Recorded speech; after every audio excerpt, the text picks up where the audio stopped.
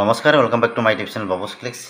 ষষ্ঠ শ্ৰেণীৰ ছাত্ৰসকল অনুশীলনী 5A তোমালোকক এই যে 8 নম্বৰ আছে ইফালে এই 8 নম্বৰটো দিব ওলাইছোঁ।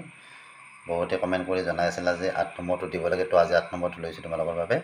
ভিডিঅ'টো সম্পূৰ্ণভাৱে মনোযোগেৰে চাবা। তো অহা আজিৰ ভিডিঅ'টো আমি আৰম্ভ কৰোঁ।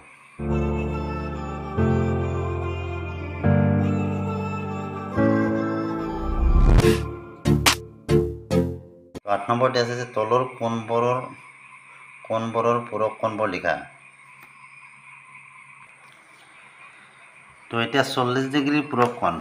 এতিয়া কথা হ'ল কি, প্ৰথম কথা আমি জানিব লাগিব পূৰক কোণ কোনবিলাকক কয়। যদি দুটা কোণৰ যোগফল আমাৰ কিমান হয় 90 ডিগ্ৰী হয়, তেতিয়াহ'লে আমাৰ কি হ'ব, সেই কোণ দুটাক আমি কি ক'ম, এটা কাণটোৰ পূৰক বুলি ক'ম। গতিকে আমাৰ কি হ'ব লাগিব, দুটা কোণৰ যোগফল 90 ডিগ্ৰী হ'ব লাগিব, তেতিয়াহ'লে এটাক আনটোৰ পূৰক বুলি কোৱা হয়। ইয়াত আমাক কি দি আছে 40। 40 ডিগ্ৰীৰ পূৰক কোণটো আমি কেনেকৈ উলিয়াম? 40 ডিগ্ৰীৰ পূৰক কোণটো কি হ'ব, 40 যোগ এতিয়া আমাৰ কিবা এটা সংখ্যা থাকিব হয়নে, তাৰমানে 40 যোগ ধৰা x, এটা কথা মই বুজাই দিছোঁ চাবা, সমান কিমান 90 ডিগ্ৰী। অৰ্থাৎ দুটা কোণ মিলি আমাৰ কিমান হ'ব লাগে, 90 ডিগ্ৰী হ'ব লাগে। গতিকে xৰ মান যিটো হ'ব সেইটোৱে হ'ব আমাৰ 40 ডিগ্ৰীৰ পূৰক কোণটো। 90 ডিগ্ৰী মাইনাছ 40 ডিগ্ৰী কিমান 50 ডিগ্ৰী। অৰ্থাৎ 40 ডিগ্ৰী পূৰক কোণটো আমাৰ কিমান হ'ব, 50 ডিগ্ৰী। এনেকৈ তুমি অলপ উলিয়াব নালাগে, মই জাষ্ট দেখুৱাই দিছোঁ কেনেকৈ পূৰক কোণটো বাহিৰ কৰা হয়।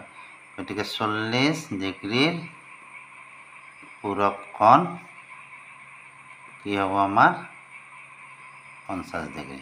বুজি পাইছানে? তাৰমানে দুটা কোণৰ যোগফল আমাৰ 90 ডিগ্ৰী হ'ব লাগিবতো। 10 ডিগ্ৰীৰ পূৰক কোণ আমাৰ কিমান হ'ব, 10ৰ লগত 80 যোগ কৰিলে আমাৰ 90 হ'ব, গতিকে 80 ডিগ্ৰী।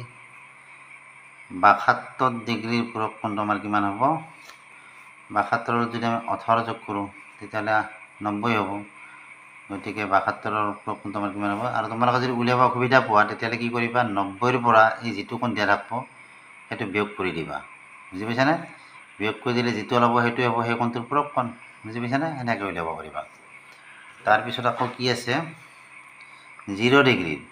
0 ডিগ্ৰীৰ পূৰক কোণ আমাৰ কিমান হ'ব, এইটো যিহেতু 0 ডিগ্ৰী, আনটো কি হ'ব আমাৰ 90 ডিগ্ৰী। তাৰপিছত 88 ডিগ্ৰীৰ পূৰক কোণটো আমাৰ কি হ'ব, 88ৰ লগত 2 যোগ কৰিলে 90, গতিকে 2 ডিগ্ৰী। এনেদৰে তোমালোকে পূৰক কোণবিলাক নিৰ্ণয় কৰিব পাৰিবা। বি নম্বৰত আছে তলৰ কোণবোৰৰ সম্পূৰক কোণবোৰ নিৰ্ণয় কৰা। আমি ইয়াৰ আগতে কি কৰিছিলোঁ, পূৰক কোণ, আৰু এইবাৰ আমাৰ কি আছে সম্পূৰক কোণ। তো সম্পূৰক কোণ কি হ'ব লাগিব, পূৰক কোণত কি আছিলে যে দুটা কোণৰ যোগফল 90 ডিগ্ৰী আছিলে, আৰু সম্পূৰক কোণত কি হ'ব, দুটা কোণৰ যোগফল আমাৰ কি হ'ব 180 ডিগ্ৰী। অৰ্থাৎ এটা কোণ যদি 120 ডিগ্ৰী হয়, এটা কোণ আমাৰ কিমান হ'ব লাগিব 60 ডিগ্ৰী। দুটা মিলি আমাৰ কিমান হ'ব 180 ডিগ্ৰী। তেতিয়াহ'লে আমি কি ক'ম, এটা কাণটোৰ সম্পূৰক বুলি ক'ম। ইয়াতো কি হ'ব 80 ডিগ্ৰীৰ সম্পূৰক কোণ, 80 ডিগ্ৰীৰ সম্পূৰক কোণ